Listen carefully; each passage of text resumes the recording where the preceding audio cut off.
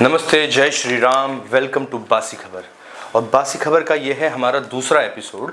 मैंने कल आपको बताया था कि बासी खबर हमारे चैनल का नाम इस रीज़न से है क्योंकि हम आप तक कुछ खबरें लेके आते हैं late but confirmed and detail के साथ में। आज हम बात करने वाले हैं फिर से बांग्लादेश के बारे में, बिकॉज बांग्लादेश अपनी हरकतों से बिल्कुल बाज नहीं आ रहा है। बांग्लादेश इंडिया को प्रवोक करते ही जा रहा है। और आज जो डेवलपमेंट हुई है जिसके बारे में मैं आपको बताना चाह रहा हूँ वो है कि इंडिया की तरफ, इंडिया बांग्लादेश बॉर्डर पे, सदर्न बॉर्डर की तरफ इंडिया के हैम रेडियो ऑपरेटर्स ने कुछ सस्पिशियस सिग्नल्स उनको मिले, डिटेक्ट किए। वो सिग्नल्स थे कोडेड बंगाली लैंग्वेज में जिसका बांग्लादेशी एक्सेंट था, और साथ ही साथ उर्दू और अरेबिक लैंग्वेज में भी ये सिग्नल्स थे। और ये ऐसे पहले भी कुछ सस्पिशियस सिग्नल्स पहले भी मिल चुके हैं जब कुछ बड़े बड़े इवेंट होते थे। उसके बाद में मैं ज़रूर उसके बारे में आपको बताऊंगा। लेकिन एक चीज़ मैं आपको बताना चाहता हूँ पहले कि ये कौन से एरिया में सिग्नल्स डिटेक्ट हुए। तो ये बेसिकली इंडिया के और बांग्लादेश के सदर्न बॉर्डर के पास में जो दो प्रोविंस है इंडिया की तरफ, साउथ 24 परगनाज और नॉर्थ 24 परगनाज, ये दो एरियाज़ में ये सिग्नल्स डिटेक्ट हुए। पहले जो डिटेक्ट हुए हैं सिग्नल वो हुआ है नॉर्थ 24 परगनाज के पास में बसीरत और बोनगांव एरिया में, और उसके कुछ दिनों बाद ये हुआ है साउथ परगनाज के सुंदरबन एरिया में, सुंदरबंस के एरिया में।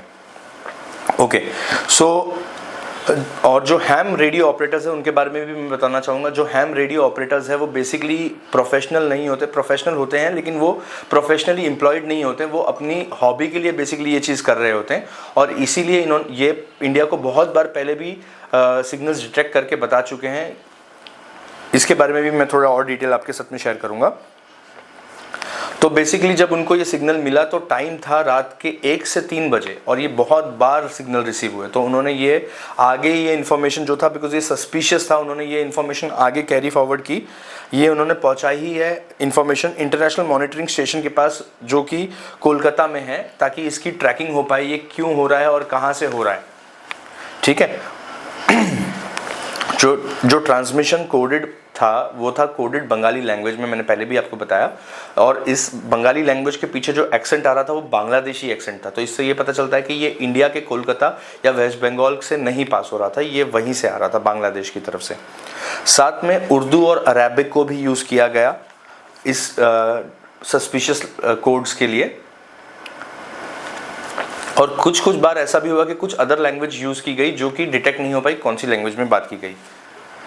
और जब भी उन लोगों से उनकी आइडेंटिटी पूछी जाती कि जो बात कर रहा है सामने से कोडेड लैंग्वेज में, उनसे उनकी आइडेंटिटी पूछी जाती तो वो साइलेंट हो जाते थे।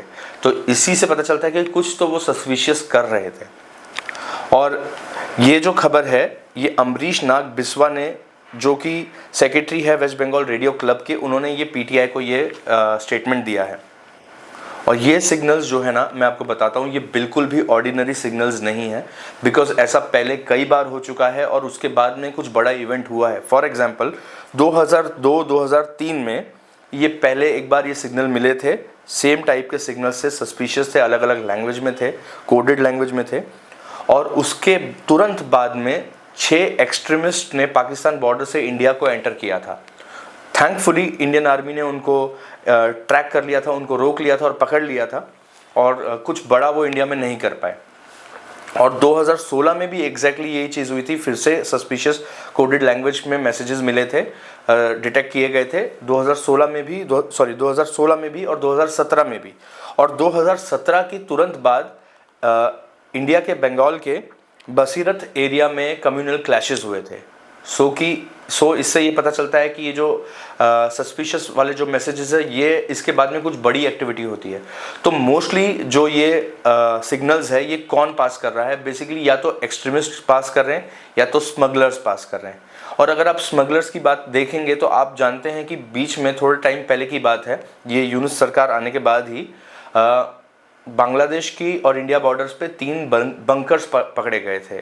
इंडियन आर्मी ने 3 बंकर्स पकड़े थे जो बांग्लादेश की तरफ थे, जिससे स्मगलिंग होने के चांसेस थे, क्योंकि उसके अंदर इंडियन आर्मी ने पकड़े थे 6200 बॉटल्स ऑफ कॉफ सिरप, जिसमें जो ड्रग्स की मात्रा थी, जो नशे वाला ड्रग होता है उसकी मात्रा ज़्यादा होती है, और उसको एज अ ड्रग वो सप्लाई किया जाने वाला था।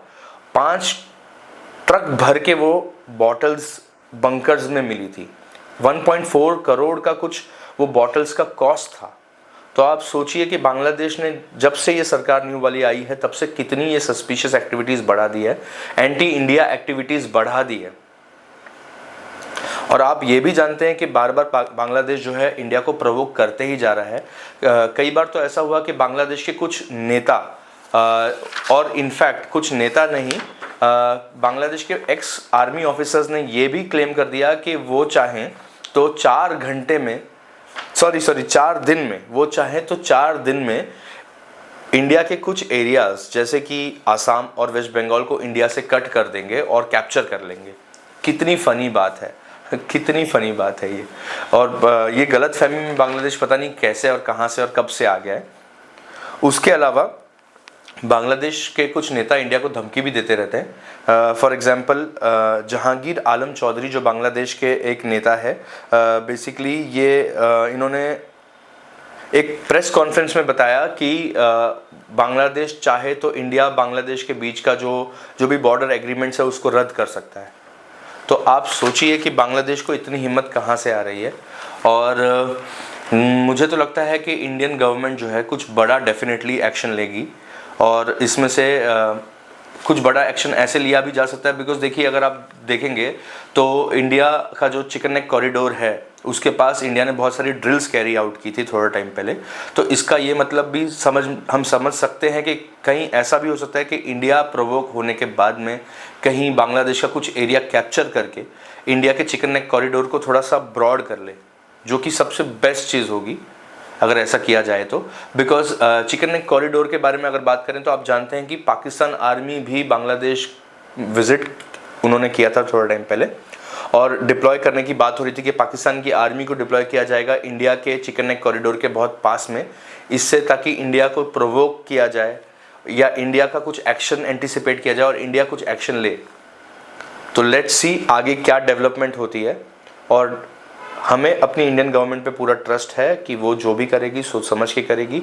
बिकॉज क्या होता है, कई बार ऐसा होता है कि साइलेंस ही बहुत अच्छा ऑप्शन होता है, या तो कभी कभी ऐसा भी होता है कि बांग्लादेश जो है जानबूझ के प्रोवोक कर रहा है ताकि इंडिया कुछ बड़ा एक्शन करे, और फिर वो वर्ल्ड लेवल पे हर जगह पे क्लेम करे, देखो इंडिया इतने से छोटे से देश पे कितना बड़ा अत्याचार कर रहा है। तो लेट्स सी आगे क्या डेवलपमेंट होती है। और आगे अपडेट्स जानने के लिए प्लीज़ हमारे चैनल को सब्सक्राइब करिए। मैं ट्राई करूंगा कि और बेस्ट से बेस्ट तरीके से आप तक ये न्यूज़ लेके आऊँ अगली बार।